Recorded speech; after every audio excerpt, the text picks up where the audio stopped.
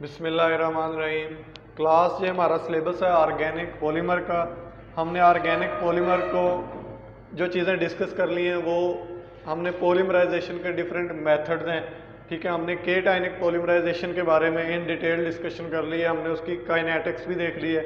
Anionic polymerisation क्या होती है उसके ऊपर हमने एक ब्रीफ डिस्कशन की है, ठीक है। और उसके बाद हमने उसकी काइनेटिक्स भी देखी है। फ्री रेडिकल पॉलीमराइजेशन क्या होती है, उसके अलावा कंडेंसेशन पॉलीमराइजेशन क्या होती है। ये जितने भी मेथड हैं पॉलीमर बनाने के हमने सारे वो इन डिटेल डिस्कस कर लिए हैं।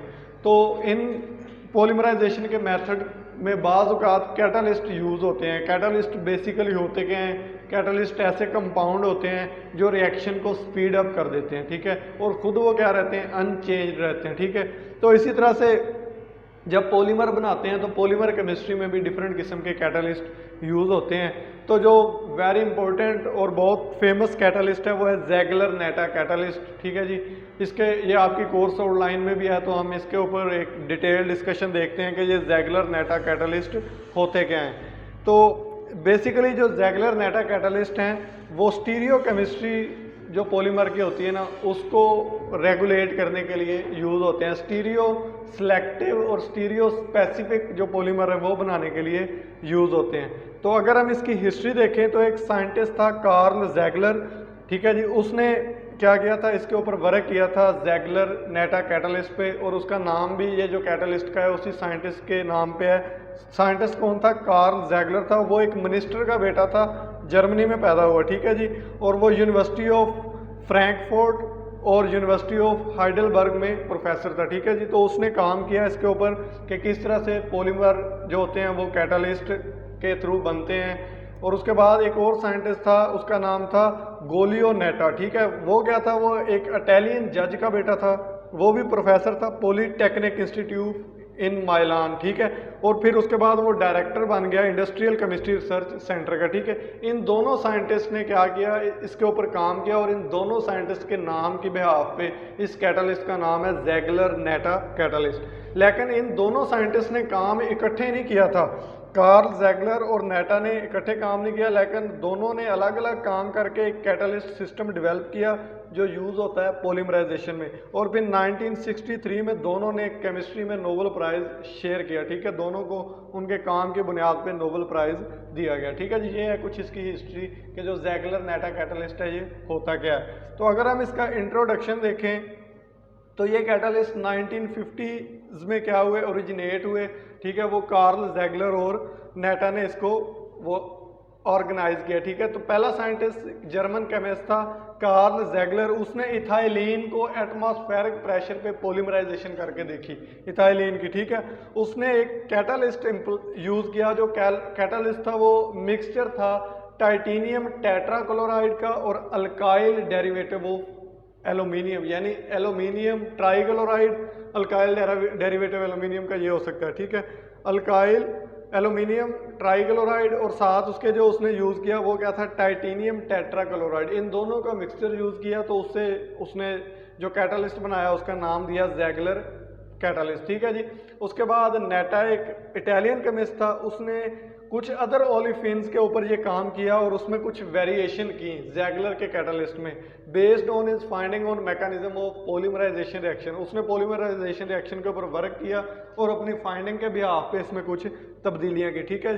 तो फिर ज़ेगलर नेटा कैटालिस्ट है ना, उस अब वो फाइनल एक कैटालिस्ट बन गया दोनों के नाम से, यानी दोनों का वर्क मिला के एक कैटालिस्ट बना, उसका नाम था ज़ेगलर नेटा कैटालिस्ट, ठीक है। अब अगर हम देखेंगे ज़ेगलर नेटा कैटालिस्ट होता क्या है, इसमें मैनी मिक्सचर होते हैं हैलाइड ऑफ ट्रांजिशन मेटल, यानी जो ट्रांजिशन मेटल होती है ना ग्रुप 4 की, उनके हैलाइड होते हैं। स्पेशली कौन कौन सी, टाइटेनियम, क्रोमियम, वेनेडियम, जर्कोनियम, ठीक है। ये कुछ मेटल हैं, ठीक है। और इन मेटल के क्या होते हैं, हैलाइड होते हैं। और उनके साथ ऑर्गेनिक डेरिवेटिव होते हैं नॉन ट्रांजिशन मेटल के, मतलब दो कंपाउंड होते हैं, एक ट्रांजिशन मेटल होती है और एक होती है नॉन ट्रांजिशन मेटल।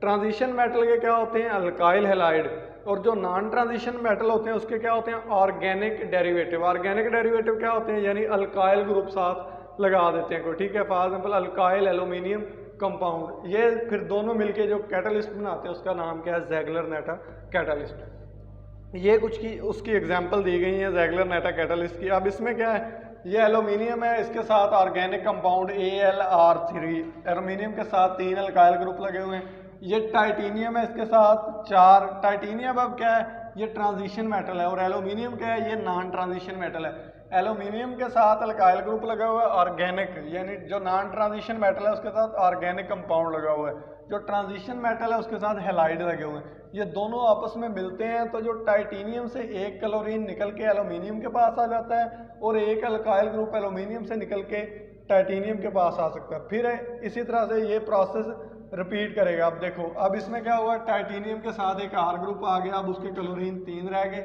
और एल्यूमिनियम के साथ एक क्लोरीन आ गया और उसके R ग्रुप 2 रह गए। ये प्रोसेस ऐसे बार बार रिपीट हो रहा है, ठीक है। ये एंड में इस तरह से हमें हासिल होता है। अब इसमें क्या है, 2 R हैं एल्यूमिनियम के पास, एक R रह गया, एक R इधर आ गया, ठीक है। ये इस तरह से बन गया। फर्दर एक टाइटेनियम टेट्राक्लोराइड इसके साथ ऐड हो गया। अब इसके साथ फर्दर ये वाला कंपाउंड अगर ऐड होगा तो ये R2 बन जाएगा।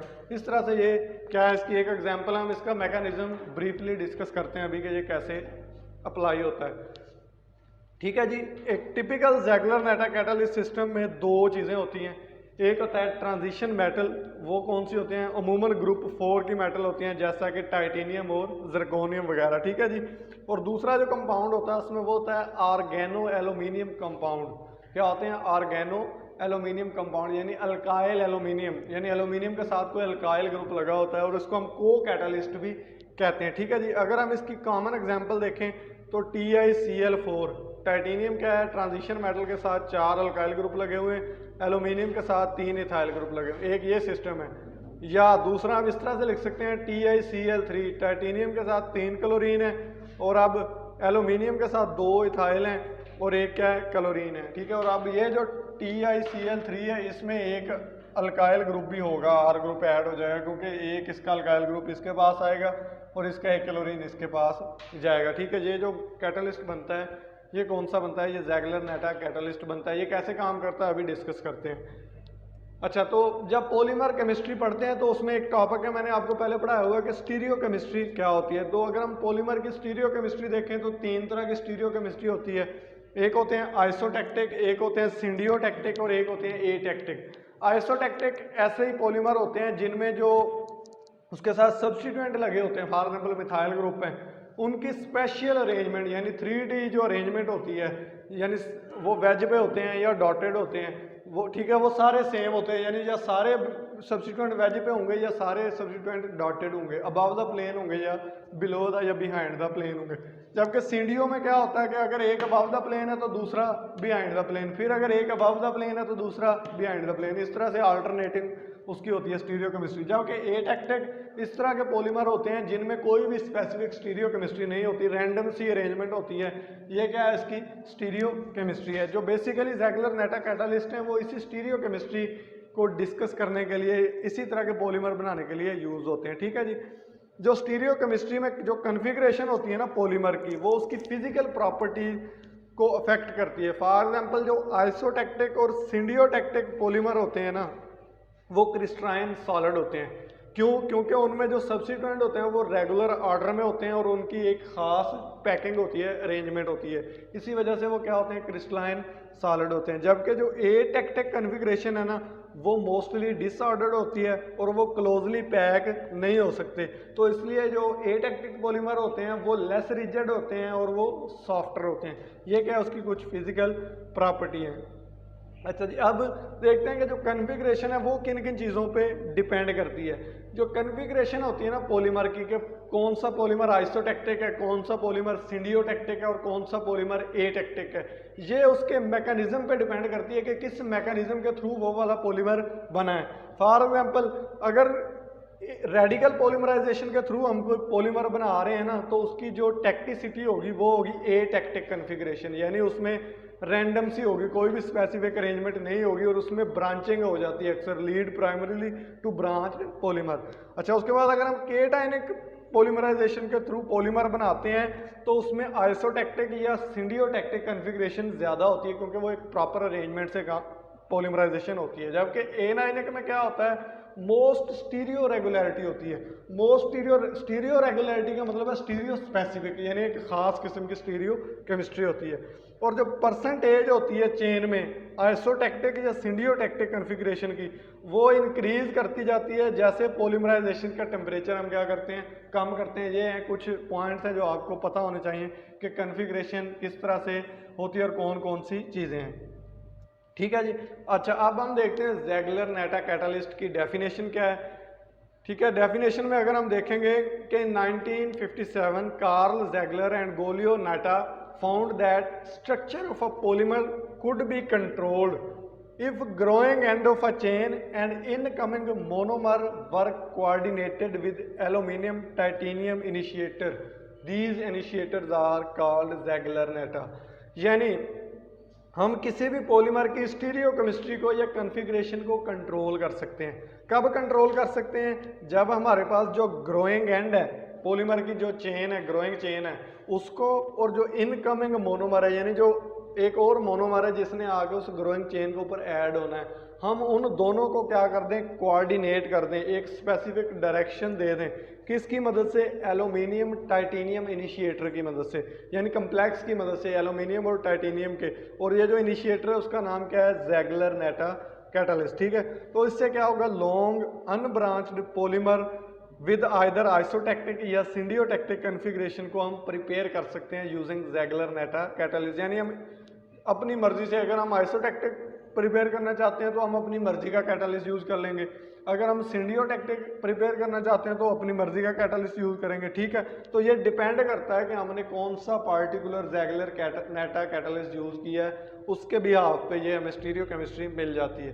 तो अगर हम मैकेनिज्म देखें कि जो ज़ेगलर नेटा कैटालिस्ट है वो किस तरह से काम करता है, तो उसके 4 स्टेप होते हैं।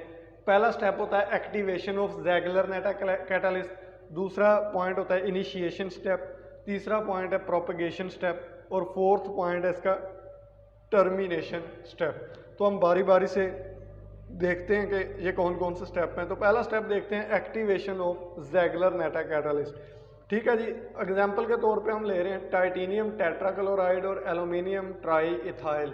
ठीक है, ये एल्यूमिनियम टेट्राक्लोराइड क्या है? ये ट्रांजिशन मेटल हैलाइड है, और ये क्या है? नॉन ट्रांजिशन मेटल का ऑर्गेनिक कंपाउंड है कोई। ठीक है, इसमें क्या है, जो टाइटेनियम क्लोराइड होता है ना, अगर हम उसका क्रिस्टल स्ट्रक्चर देखें तो हर टाइटेनियम एटम के इर्द गिर्द 6 क्लोरीन के एटम होते हैं। कितने होते हैं? 6। लेकिन जब हम क्रिस्टल सरफेस देखते हैं, जब वो क्रिस्टल बनती है, तो जो टाइटेनियम एटम है ना, उसकी पैकिंग इस तरह से होती है कि उसके गिर्द 5 क्लोरीन एटम होते हैं, जबकि उसका एक जो ऑर्बिटल होता है वो एम्प्टी होता है। मतलब अगर हम देखें क्या, उसका क्रिस्टल स्ट्रक्चर देखें जो हमने कैलकुलेट किया है, होना चाहिए हमने फार्मूला लगा के, उसके मुताबिक टाइटेनियम के गिर्द 6 क्लोरीन एटम होने चाहिए उसकी क्रिस्टल में। लेकिन जब क्रिस्टल बनती है तो पैकिंग इस तरह से होती है कि 5 क्लोरीन एटम जुड़ जाते हैं, लेकिन एक जो उसके साथ ऑर्बिटल हो जाता है वो क्या रह जाता है? एम्प्टी रह जाता है। उसको क्या कहते हैं हम? एम्प्टी ऑर्बिटल है। ठीक है जी।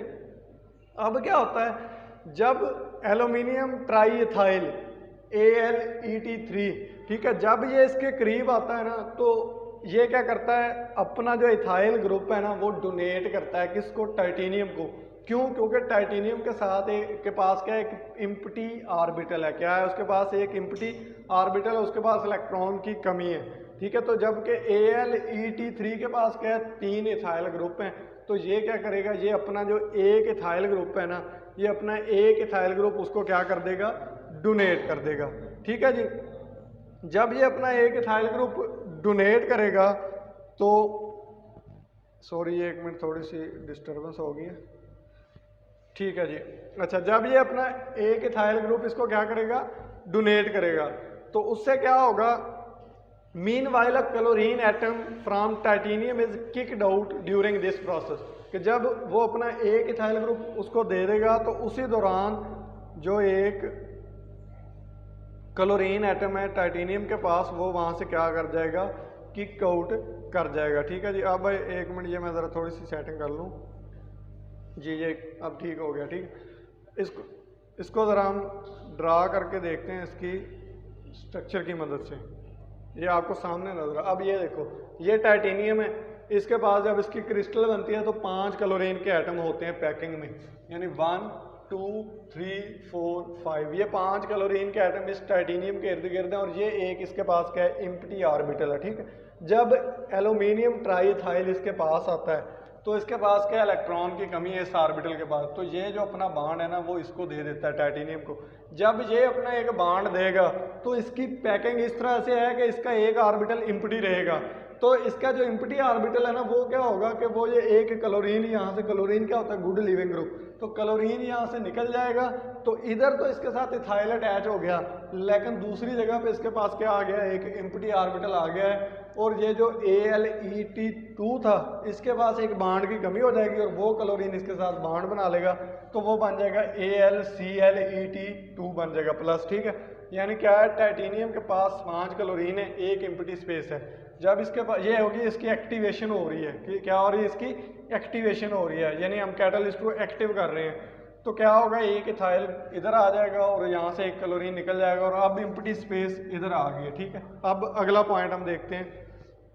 अगला पॉइंट है अब इसकी इनिशिएशन स्टेप है, हमने पहले उसको एक्टिवेट किया, अब इनिशिएशन करनी है।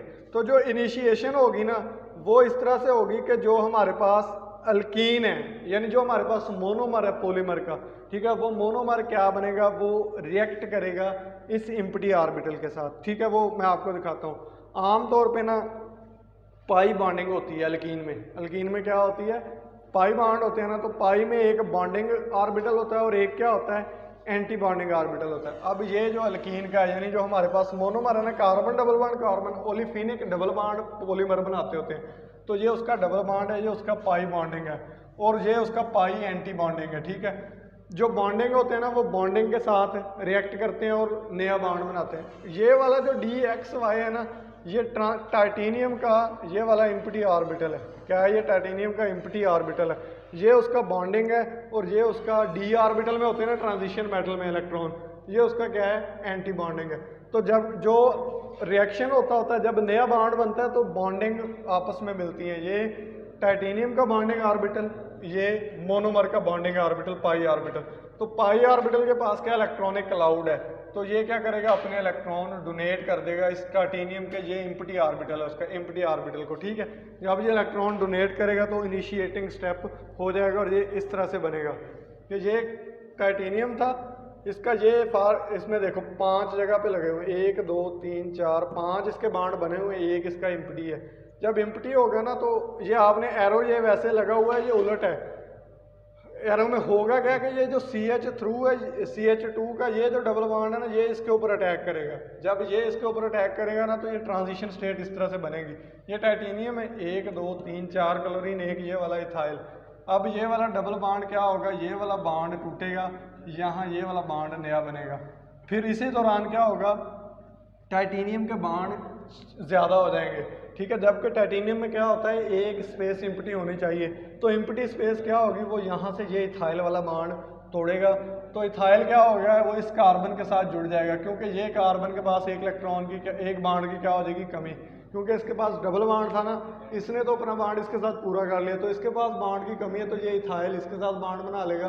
तो अब टाइटेनियम में क्या हो गया, ये जो हमारे पास कंपाउंड आपको नज़र आ रहा होगा CH2 CH3 है, ये आपको नज़र नहीं आ रहा, वैसे मैं आपको कोशिश करता हूँ कि ये, बल्कि ये अगली स्लाइड में आपको क्लियर हो जाएगा, ठीक है। ये इधर थोड़ा सा प्रोजेक्टर का प्रॉब्लम है, आपको नज़र नहीं आ रहा, ठीक है, कि ये टाइटेनियम है, इसके अब ऊपर ये एम्प्टी स्पेस बन गई, यहाँ से इथाइल निकल गया और इसके साथ इधर जुड़ गया है CH2 CH3 और साथ उसके इथाइल भी होगा, ठीक है। अब एम्प्टी स्पेस इधर हो गई है और एक हमारे पास मोनोमर ऐड हो गया इस कैटालिस्ट में। अब अगला स्टेप है प्रोपगेशन स्टेप, ठीक है। प्रोपगेशन यानी अब देखो ये एम्प्टी स्पेस है, ये क्लोरीन है 1 2 3 4, ये CH2 CH3 और ये इथाइल ग्रुप वो वहाँ से। अब अगला जो आता है ना डबल बॉन्ड, वो अगला डबल बॉन्ड यहाँ आके अटैच होगा, वो अपना ये वाला बॉन्ड इधर टाइटेनियम को देगा। जब टाइटेनियम को देगा तो टाइटेनियम के बॉन्ड बढ़ जाएंगे, जब बॉन्ड बढ़ेंगे तो ये वाला बॉन्ड वो ये वाला बॉन्ड तोड़ देगा और ये वाला बॉन्ड इधर अटैच हो जाएगा और यहाँ एम्प्टी स्पेस आ जाएगा। अब देखो टाइटेनियम के ऊपर ये CH2 CH3 आके जुड़ गया, ठीक हो गया। जब CH3 इस तरह से जुड़ा तो इस CH3 के साथ CH3 के साथ ये वाला जो ग्रुप है CH2 ये यहाँ, CH ये यहाँ, ये इथाइल और ये CH3 ये जुड़ गया। अब एम्प्टी स्पेस क्या आ गई, इधर आ गई, ठीक है। उसके बाद फिर रिपीट होगा प्रोसेस और ये इस तरह से क्या होगा, पॉलीमर बनता जाएगा। ये क्या है, पॉलीमराइजेशन, यानी एक बार एम्प्टी स्पेस ऊपर आ रही है, एक बार एम्प्टी स्पेस इधर आ रही है। इस तरह से क्या होगा, एक स्पेसिफिक ऑर्डर में, एक स्पेसिफिक कॉन्फ़िगरेशन में जो मोनोमर है वो क्या हो रहे हैं, ऐड हो रहे हैं, किस में, कैटालिस्ट में, ठीक है। और ये काम कौन कर रहा है, ज़ेगलर नेटा कैटालिस्ट कर रहा है, ठीक है जी। उसके बाद अगला स्टेप होता है टर्मिनेशन का। टर्मिनेशन एंड में क्या होती है कि ये जो टाइटेनियम है ये इस तरह से इसके पास चेन है, ये ग्रो कर रही है, ठीक है। ये क्या कर देता है, ये यहाँ से चेन से बांड तोड़ देता है और यहाँ से एक हाइड्रोजन ले लेता है। इस तरह से फिर ये जो ऊपर पॉलीमर में मिल जाता है और टाइटेनियम के साथ हाइड्रोजन अलग हो सकता है। और ये टाइटेनियम डिफरेंट तरीके से टर्मिनेट हो सकता है। ये ऐसे 3 कार्बन लेके भी उसको छोड़ सकता है, ठीक है, या एक हाइड्रोजन लेके भी क्या कर सकता है, उसको छोड़ सकता है। ये डिफरेंट टर्मिनेशन स्टेप हैं। आपको इस डायग्राम से ज़्यादा क्लियर समझ आएगा कि ये टाइटेनियम है, इसमें एक वैकेंट कोऑर्डिनेशन साइट है, ठीक है। उस वैकेंट कोऑर्डिनेशन साइट के ऊपर क्या करता है, ये कोई मोनोमर आके अटैच होता है, वो अपने इलेक्ट्रॉन उसको डोनेट करता है। जब वो अपने इलेक्ट्रॉन उसको डोनेट करेगा तो R ग्रुप यहाँ आ जाएगा और वैकेंट कोऑर्डिनेशन साइट इधर आ जाएगी, ठीक है। जब वैकेंट कोऑर्डिनेशन साइट इधर आएगी, ठीक है, तो उसके बाद फिर एक नया मोनोमर आएगा, वो भी अपने इलेक्ट्रॉन डोनेट करेगा, तो ये इधर अटैक करेगा, वैकेंट कोऑर्डिनेशन साइट इधर आ गई, ठीक है। और फिर उसके बाद ये अब उसमें अटैच हो रहा है, उसके बाद फिर ये नया बाड आएगा, ये इसको डोनेट करेगा और ये वाला बाड इधर आ जाएगा और वैकेंट जो साइट है वो इधर आ जाएगी। और ये प्रोसेस क्या है, इस तरह से चलता रहेगा। ये पूरा मैकेनिज्म किसका है, ज़ेगलर नेटा कैटलिस्ट का है, ठीक है जी। उसके बाद आगे मूव करते हैं। इसकी सेकंड एग्जांपल है कि पॉलीएसिटाइलिन एक अदर एग्जांपल है जो प्रिपेयर की जाती है ज़ेगलर नेटा प्रोसेस से। ये क्या है, कंडक्टिंग पॉलीमर है। ये देखें CH ट्रिपल बॉन्ड CH हमने ज़ेगलर नेटा कैटलिस्ट यूज़ किया, उससे पॉलीएसिटाइलिन ये एक पॉलीमर बन गया। इसका मैकेनिज्म आपने खुद अब लिखना है कि ये किस तरह से, बाकी एक का मैकेनिज्म मैंने आपको करवा दिया है, इसका मैकेनिज्म आपने अब खुद करना है, ठीक है जी। ये कंडक्टिंग पॉलीमर क्यों होता है, क्योंकि इसमें कॉन्जुगेटेड डबल बॉन्ड होते हैं जो क्या कर देते हैं, इलेक्ट्रिसिटी की कंडक्शन को पॉसिबल बना देते हैं, क्योंकि उसमें सेवरल इलेक्ट्रॉन होते हैं जो रिमूव या ऐड कर किए जा सकते हैं बैकबोन में, यानी इसमें कॉन्जुगेशन डबल बॉन्ड होती है, तो इस वजह से इसमें इलेक्ट्रॉन का फ्लो हो जाता है और ये कंडक्टिंग पॉलीमर होता है, ठीक है जी। उसके बाद अगर हम इसकी स्टीरियो केमिस्ट्री देखें कि ज़ेगलर नेटा कैटालिस्ट कब हमें सिंडियोटैक्टिक देगा पॉलीमर और कब हमें ये आइसोटैक्टिक पॉलीमर देगा, ठीक है। तो इसकी ये होती है स्टीरियो केमिस्ट्री। तो पहले सबसे देखते हैं सिंडियोटैक्टिक कब देगा।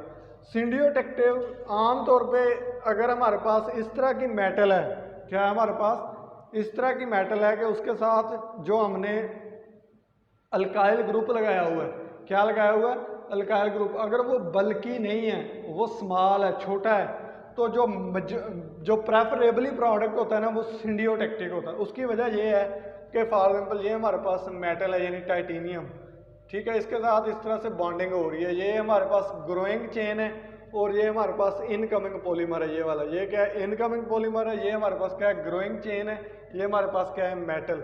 तो इसमें जो प्रेफरेबल कॉन्फ़िगरेशन होती है ना वो ये ए वाली होती है, ये बी वाली में भी क्या है, ये मेटल है, ये ग्रोइंग चेन है, ये इनकमिंग मोनोमर है, ये इतनी प्रेफरेबल नहीं है।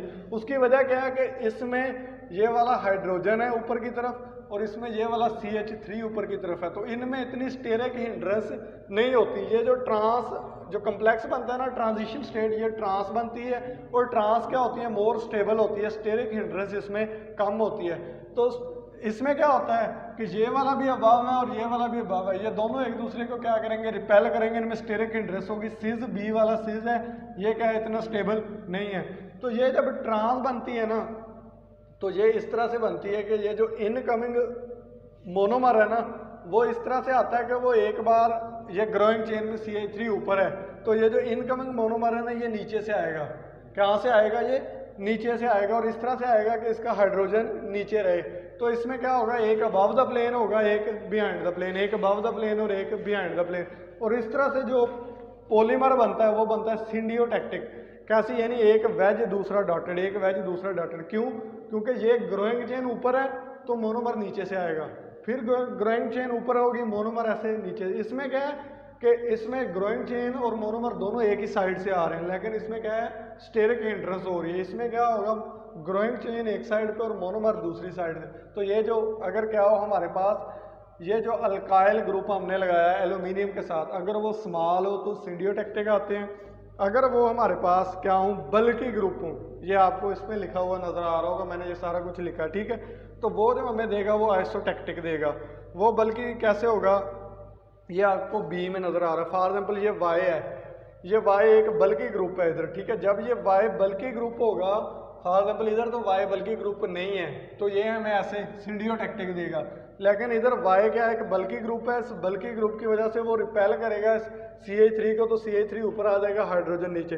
जब CH3 भी ऊपर आ रहा है, ग्रोइंग चेन भी ऊपर, दोनों अब एक ही साइड से आ रहे हैं, तो ये हमें आइसोटेक्टिक कॉन्फ़िगरेशन देगी। यानी यहाँ वाई क्या है, एक बल्कि ग्रुप लगाया हुआ है हमने, और इसमें बल्कि ग्रुप नहीं है तो इसमें सिंडियोटेक्टिक, इसमें बल्कि ग्रुप लगा है तो इसमें आइसोटेक्टिक। क्यों? क्योंकि ये बल्कि ग्रुप इस CH3 को स्टेरिक हिंडर्ड करेगा, तो ये CH3 ऊपर आ गया। अब ये दोनों एक ही साइड से आ रहे हैं, ये भी ऊपर से ये भी ऊपर से, तो ये इस तरह से पॉलीमर हमारे पास आ जाएगा, ठीक है जी।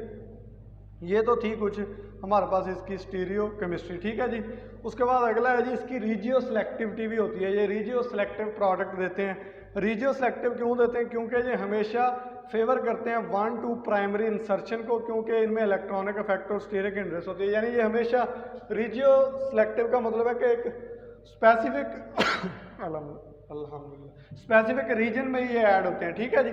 फॉर एग्जाम्पल ये डबल बाउंड है, तो ये 1-2 इंसर्शन होती है इसी डबल बाउंड के अंदर, ठीक है। तो ये क्या है, इसका एक प्रॉपर्टी है कि ज़ैगलर नेटा रीजियो सिलेक्टिव देते हैं। उसके बाद ये है कि इसका एडवांटेज क्या है कि ट्रेडिशनल पॉलीमराइजेशन मेथड पे, कि यानी जो बाकी मेथड देखते थे उनमें क्या डिफरेंस है और इसमें क्या है। जो ट्रेडिशनल होते हैं ना, उसमें जो अल्फा ओलिफिन होते हैं वो रेडिकल पॉलीमराइजेशन से की जाती हैं, लेकिन जो रेडिकल पॉलीमराइजेशन होती है उसमें अनडिजायर्ड रेडिकल बन जाते हैं और उससे ब्रांचिंग पॉलीमर बन जाती है, ठीक है। फॉर एग्जांपल प्रोपाइलीन से क्या होता है, हमें लार्ज मॉलिक्यूलर वेट डिस्ट्रीब्यूशन हो जाती है, यानी बहुत सी ब्रांचिंग बन जाती है और हमें जो स्पेसिफिक पॉलीमर है वो नहीं मिलता। तो इसलिए रेडिकल में क्या होता है कि पॉलीमर का कोई भी कंट्रोल नहीं होता स्टीरियो केमिस्ट्री के ऊपर। हमें नहीं पता आइसोटेक्टिक बन रहा है, हमें नहीं पता सिंडियोटेक्टिक बन रहा है, वो मेजोरिटी एटेक्टिक बनता है, ठीक है। तो जबकि हमने जब देखते हैं लीनियर अनब्रांड पॉलीथाइलिन या हमने स्टीरियो रेगुलेटेड यानी स्टीरियो स्पेसिफिक बनाना होना, तो हम फ्री रेडिकल को यूज़ नहीं कर सकते। तो उसके लिए फिर ये दोनों प्रॉब्लम को ज़ैगलर नेटा ने अच्छी तरह से एड्रेस किया। तो ये कैटलिस्ट क्या देता है, हमें लीनियर पॉलीमर देता है, उसमें कोई भी ब्रांचिंग नहीं देता, ठीक है जी। उसके बाद इसकी एप्लीकेशन है, इसने more than 160 billion pound production की है, ठीक है, कंपाउंड्स की, ठीक है। और इसमें न्यूमरस पोजीशन पे इसने ये इसकी मदद से हमने चीज़ें बनाई हैं जो एक्सटेंसिवली यूज़ होते हैं। वो डिफरेंट एरियाज़ हैं, उन्होंने लाइफ की क्वालिटी को बेहतर कर दिया है। उसमें क्या होता है, ये कैटालाइज कर देते हैं अल्फा ओलिफिन को और उससे वेरियस कमर्शियल पॉलीमर बनते हैं, जैसा कि पॉलीथाइलिन, पॉलीप्रोपाइलिन और पॉलीब्यूटीन। उसके बाद पॉलीथाइलिन और polypropylene reported to be top 2 widely use synthetic plastic in the world. ये दोनों दुनिया में टॉप वर्ल्ड में ये यूज़ होते हैं प्लास्टिक के पॉलीमर के तौर पे। जितनी भी हमारे पास अशिया होती हैं, गुड्स होती हैं प्लास्टिक की, वो सब इसी पॉलीमर से बनती हैं और ये दोनों पॉलीमर ज़ैगलर नेटा से बेहतर बनाए जा सकते हैं, ठीक है जी। उसके बाद अगर हम पॉलीइथाइलिन फैब्रिकेटेड कंपाउंड देखें ज़ैगलर नेटा कैटलिस्ट से, तो वो 3 तरह के होते हैं। एक होते हैं हाई डेंसिटी पॉलीइथाइलिन, उसको HDPE कहते हैं। फिर होता है लीनियर लो डेंसिटी पॉलीइथाइलिन, उसको LLDPE कहते हैं। फिर होता है ultra high molecular weight polyethylene, ठीक है जी, उसको हम कहते हैं UHM। सॉरी ये थोड़ा प्रॉब्लम आ गया, 1 minute. Ultra high molecular weight polyethylene, उसको UHMWPE कहते हैं, ठीक है जी। इनके भी फिर फर्दर एप्लीकेशन है। जो HDPE है ये लीनियर होमोपॉलीमर होता है और वाइडली अप्लाइड होता है गार्बेज कंटेनर में, डिटर्जेंट बॉटल्स में, वाटर पाइप बनाने में, ठीक है। और इसमें क्या होती है, हाई टेंसाइल स्ट्रेंथ होती है और इसमें जो ब्रांचिंग डिग्री होती है वो क्वाइट लो होती है। जबकि जो LLDPE होता है इसमें शॉर्ट ब्रांचिंग होती है, ये उसमें बेटर टफनेस होती है, फ्लेक्सिबिलिटी होती है, स्ट्रेस क्रैकिंग होती है और ये केबल कवरिंग में या बबल रैप वगैरह में ये यूज़ होता है। और जो UHMWPE है ये मॉलिकुलर वेट इसका 3.5 एंड 7.5 मिलियन के दरमियान होता है और ये एक्सट्रीमली टफ होता है और केमिकली रेजिस्टेंस होता है और इसको हम make gear and artificial joints, ये इस तरह की चीज़ें बनाने के लिए ये यूज़ होता है। ठीक है जी। उसके बाद सबस्ट्रेट स्कोप एंड लिमिटेशन के जो जैगुलर नेटा कैटलिस्ट है इसकी लिमिटेशंस क्या हैं कि ये हमेशा अल्फा ओलिफिन्स यानी इथाइलिन और प्रोपाइलिन या सम डाइन्स जैसा कि ब्यूटाडाइन और आइसोप्रोइन उनके लिए तो बेहतर है, लेकिन ये कुछ अदर मोनोमर हैं जैसा कि 1,2 डाई सब्सटीट्यूटेड डबल बॉन्ड उनके लिए ये काम नहीं करते। विनाइल क्लोराइड के लिए भी ये बेहतर तरीके से पॉलीमर नहीं बनाते। ठीक है। उसके अलावा अगर एक्राइलेट हमारा सबस्ट्रेट हो तो वो भी जैगुलर नेटा कैटालिस्ट के थ्रू नहीं होते, क्योंकि उसमें क्या हो जाता है एनायनिक विनाइल पॉलीमराइजेशन हो जाती है, तो फिर वो इस मेथड से पॉलीमर नहीं बनाते। ठीक है जी। It was all about our today lecture. आज के लेक्चर में हमने जैगुलर नेटा कैटालिस्ट को ब्रीफली डिस्कस कर लिया है। ठीक है। तो आज ये जो हमारा टॉपिक है वो कंप्लीट हो गया है। नेक्स्ट लेक्चर में हम इंशाल्लाह अगला टॉपिक देखेंगे। तब तक के लिए अल्लाह हाफिज़।